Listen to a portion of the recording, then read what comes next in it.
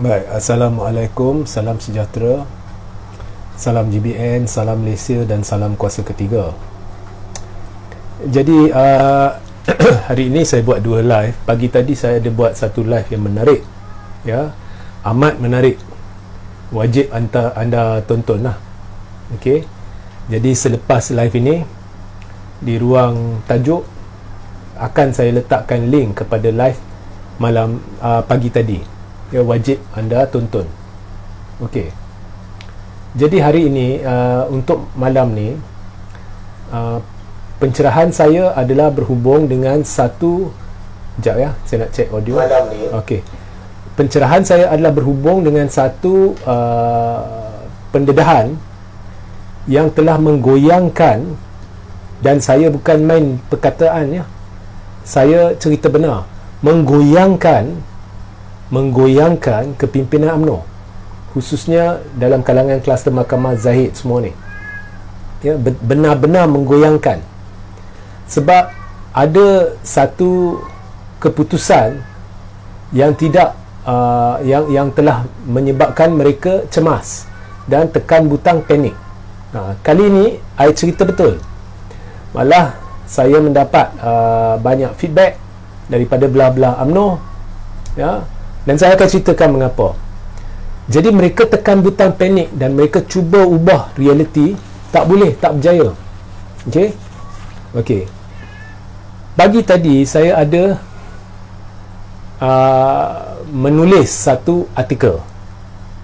Jadi dalam artikel tersebut saya mendedahkan sesuatu yang meletup, ya, iaitu kajian saya yang membabitkan beberapa individu, iaitu penganalisa politik, ahli politik, sumber-sumber dalam organisasi kajian, pemerhati politik dan sumber risikan yang telah saya berkomunikasi dengan mereka selama beberapa bulan, bermula 3 bulan sebelum pilihan raya negeri Melaka. Cuma baru-baru ni lebih kerap. Dan kami telah membuat satu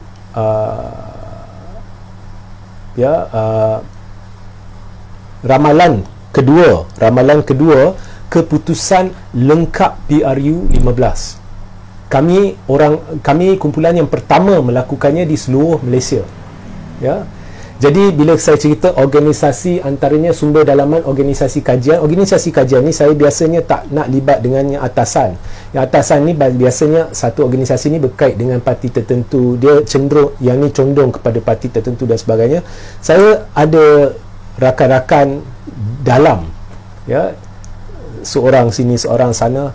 Jadi data asal yang belum dimanipulasi ni boleh kita kongsi dan bincang, dan juga dari ahli politik, penganalisa politik, pemerhati politik, sumber risikan juga dalam negeri, dan kemudian kita capai satu konsensus dan menerusi deductive reasoning. Anda boleh tonton video tu, saya akan letak link dia di dalam ruang tajuk. Jadi kami telah membuat satu analisa yang mengejutkan, dan saya berpegang kepada analisa itu sampai sekarang, dan saya mempertahankan analisa itu sampai sekarang, walaupun saya ingin beri sedikit teguran kepada mereka yang syok dengan analisa ni. Ianya boleh berubah secara drastik bergantung kepada penamaan calon. Sebab biasanya ramalan boleh terganggu gugat dengan hebat menerusi penamaan calon. Okey. Dan dalam analisa ni andaian dibuat bahawa Perikatan Nasional GTA akan kerjasama. Okey. Dan ada dua senario, satu Perikatan Nasional GTA dengan warisan, satu lagi Perikatan Nasional GTA tanpa warisan. Jadi dua-duanya menunjukkan sekiranya GTA dan Perikatan Nasional kerjasama, dan jika warisan terlibat, saya baca gabungan itu akan dapat 95 kerusi. BN hanya 38 kerusi, PH 61, GPS 23, lain-lain 5.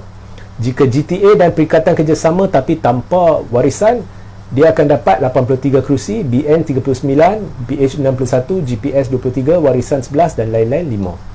Okay, ini menunjukkan kerjasama ni akan membawa satu letupan. Benda ni mengapa secara terperinci bukan sekarang masanya saya nak dedah.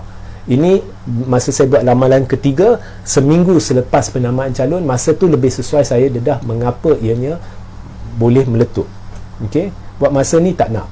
Dan mengapa kita pilih seminggu selepas ramalan ketiga, selepas penamaan calon untuk buat ramalan ketiga, kerana kita harapkan pada masa itu sudah ada manifesto, kerana manifesto selain daripada kualiti calon, manifesto memainkan peranan.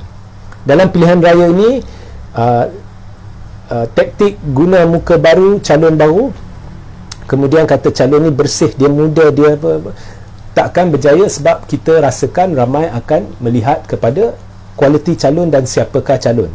Ini dijangka berlaku dengan besaran dan pada kadar yang luar biasa dalam pilihan raya ni, khususnya bila melibatkan parti baru ni. Dia tak boleh lagi berharap parti akan memberi kejayaan kepada calon. Ini tidak akan membantu dalam pilihan raya ni. Okey, so bila saya buat ramalan ni, of course lah ada masuk Laskar ni kita tak hirau. Ini sampah kutu rakyat yang suka merayak dekat page saya dan sebagainya. Memang nampak ada satu serangan Laskar, semuanya telah saya sekat. Okay, kita ada cara tersendiri nak tahu mana satu Laskar dan sebagainya.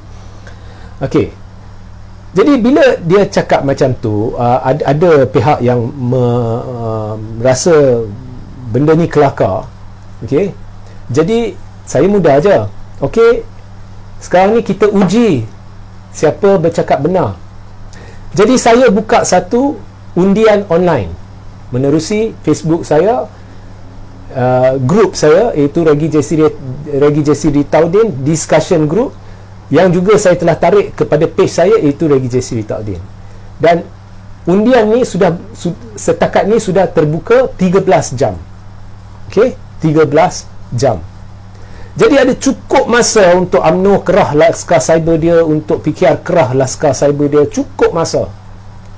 Jangan guna alasan kau sekat beberapa nama sebab Laskar Cyber, jadi mereka tak boleh undi. Itu mengarut lah, ya. Yang sekat tu berapa je, ya. Dan memang boleh undi lah, terbuka untuk undi. Anda nak ubah apa orang kata, nak ubah nada undian ni, yang saya akan tutup selepas 48 jam. Sekarang baru 13 jam. Okey. Jadi lepas 5 jam undian dilakukan, lepas 5 jam ya saudara-saudari, keputusannya GTA dengan Perikatan Nasional, andaian dibuat Perikatan Nasional dan GTA akan kerjasama dan warisan akan kerjasama, GTA, Perikatan dan Warisan combine, dominasi undi online sebanyak 72%. 72% saudara-saudari. Saya siap buat pemberitahuan menerusi live. Saya siap buat pemberitahuan menerusi blog saya thethirdforce.net, ya, dengan link kepada undian. Siap dengan masukkan ke dalam grup-grup Facebook pembangkang, dan untuk ada kerajaan memang war-warkan. Dan sebenarnya kita tak payah war-warkan. Bila dia orang nampak macam ni, mereka sendiri akan cuba war-warkan kat UMNO, suruh Laskar masuk, ya. Tapi lepas 5 jam, GTA, PN dan Warisan andai kata bekerjasama, gabungan kerjasama tu mendominasi 72% selepas 5 jam. Tahu tak Barisan Nasional berapa? 5% saudara-saudari. Dan Pakatan Harapan hanya 21%. Itu selepas 5 jam. Sekarang ni dah masuk 13 jam. Memang benda ni dah diwar-warkan lah. Tengok berapa yang dah baca pun beribu-ribu. Undi pun dah ramai. Setakat ni undi dah 473 undi. Yang dah baca dah ribu-ribu dah. Okey. Keputusannya GTA, Perikatan dan Warisan, ini kita anggaplah mereka hantar Laskar dan sebagainya lah, meningkat dari 72% kepada 77% setakat ni, sekarang ni. Barisan Nasional pula daripada 5% jatuh kepada 4%. Pakatan Harapan daripada 21% jatuh kepada 16%. Calon bebas 2%, lain-lain 1%. Nampak tak? Ini kalau kau kata ramalan saya yang kita buat ni memang dah lama, dengan cara saintifik, dengan cara statistik, dengan cara yang benar-benar mengambil pendapat semua kumpulan politik, kumpulan penganalisa, kumpulan pemerhati, kumpulan perisik, ya, ada risikan, ya, dan kemudian capai satu konsensus, satu kompromi, dan seterusnya juga membuat deductive reasoning process. Itu sukar bagi saya jelaskan, tetapi secara saintifik, ya, kita dapat keputusan tu. Kalau dari segi perolehan kerusi parlimen, GTA dan perikatan dan warisan andai kata kerjasama dapat berapa tadi? 90 berapa sekejap, ya, dapat 95 daripada 222 ni tak sampai 50%, 40 lebih peratus saja, tapi 95 kerusi lah, ya, agak baik keputusan, ya. Baru 48% ke tak sampai 50% daripada jumlah kerusi parlimen, 95 kerusi. Ini bila saya buat online, saya tak ada kawalan. Saya online poll, kita tahu, saya tak boleh tahu siapa yang undi, buang dia, tak boleh. Dan sekali dah undi tu, kita andai kata saya ada cara, memang tak ada cara, saya buang pun undi tu kekal, ya. 77% lah ni, ya. Jadi orang yang kata saya mereka datang, nak kata apa? Benda ni terbuka lah ni. UMNO boleh kerah Laskar, Pejuang boleh kerah Laskar, DAP boleh kerah, semua boleh kerah, tapi saya lihat dia tidak memihak kepada BN. Apa yang kita boleh lihat dan apa yang risikan kita pun dapat tahu, BN ni takkan lepas 40 kerusi parlimen. Tapi saya ulang, semuanya boleh berubah menerusi penamaan calon. Jadi kita kena lihat yang tu. Dan lagi satu, of course, ramalan yang saya buat tu adalah berdasarkan andaian 72% atau lebih keluar mengundi. Ini satu faktor, sebab kita tak tahu berapa yang akan keluar mengundi, dan faktor banjir, dan seperti yang saya katakan, kali ini faktor calon ni akan memainkan peranan yang besar. Jika ada dan akan ada, dan saya lihat sudah ada sifat shock sendiri dalam parti-parti yang tertentu, tak nak namakan lah, itu saya tak minat lah. Okey, dia akan kena padahnya lah, dia akan sabotaj diri sendiri. Okey, alright. So ini keputusannya. Jadi saya difahamkan BN ada amat bimbang dengan keputusan ni. Dan ini bukan sekadar saya difahamkan sahaja. Saya komunikasi terus, mereka panggil, suara cemas. Okey. Oh, siapa penganalisa? Kata, lantaklah, bukannya masalah korang. Saya bukan suruh percaya sangat pun. Tak percaya, buat analisa sendiri, buat undian sendiri kalau beranilah. Tapi ingat ya, kalau anda buat undian GTA lawan PN, lawan PH, lawan BN tu takkan berjaya, ya. GTA memang suka diramalkan sebab dia baru, takkan berjaya. GTA pun takkan dapat dominasi, Perikatan pun takkan dapat dominasi, PH pun takkan dapat dominasi, BN pun takkan dapat dominasi. Tapi masa ni menunjukkan BN akan kena teruk sikit. Tetapi jika daripada semua formula, jika GTA dengan Perikatan tak bekerjasama, BN akan, walaupun tidaklah begitu hebat pencapaian dia, tapi lebih baik sedikit berbanding dengan yang saya cerita. Baik sedikit, bukan baik sedikit, mungkin boleh beza 10 hingga 15 kerusi. That is a big jump, ya. Dan PH pun akan baik sedikit. Jadi kerjasama GTA ni dengan PN ni akan membawa satu keajaiban ianya akan daripada hanya lebih kurang macam PH, lebih kurang macam perikatan, lebih kurang macam barisan, dia akan melonjak naik. Sebabnya ini semua saya akan cerita secara terperinci masa analisa ramalan ketiga selepas penamaan calon, seminggu selepas penamaan calon. Buat masa ni tak payahlah, okey? Tapi ada sebab terperinci. Dan satu lagi sebab selain daripada kualiti calon, selain daripada ialah kualiti calonnya yang boleh mempengaruhi ramalan selepas penamaan calon. Satu lagi yang kita perlu perhati yang boleh mempengaruhi dengan cara yang besar ialah agihan kerusi antara Perikatan Nasional, GTA dan warisan. Jadi siapa yang akan sacrifice, siapa ni, siapa tu, ini amat penting, ya.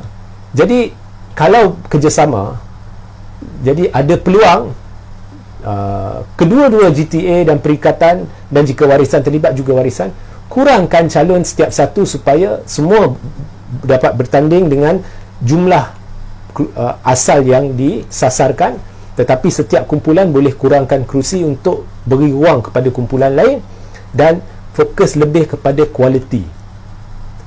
Okey, bukannya saya ulang, calon ni calon bau, muka bau ni, oh dia ni boleh menang sebab dia bersih, ini orang tak layan dah, okey, untuk pilihan raya ni. Okey, so BN tekan butang panik, tekan butang panik dengan online poll ni, sebab orang cabar saya, oh ini mengarut lah. Okey, saya kata tak apa, saya buat online, undian online lah.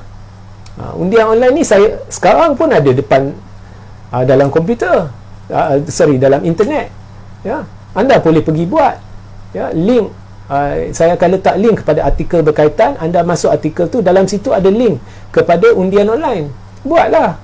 Saya mana boleh kontrol keputusan dia, tapi saya tengok daripada saya lancarkan sehingga sekarang, GTA dan Perikatan dan Warisan gabungan kerjasama dia jauh melebihi 70%. BN kena lanyak teruk, ya. Adakah ini satu kepalsuan? Ini satu Malaysia ni. Okey. So itu sahaja mesej saya, ya. Sebab BN memang cerita banyak, kumpulan Zahid ni.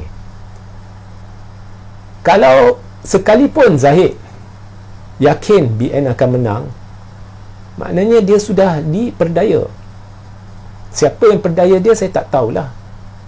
Dia sudah diperdaya dengan maklumat palsu.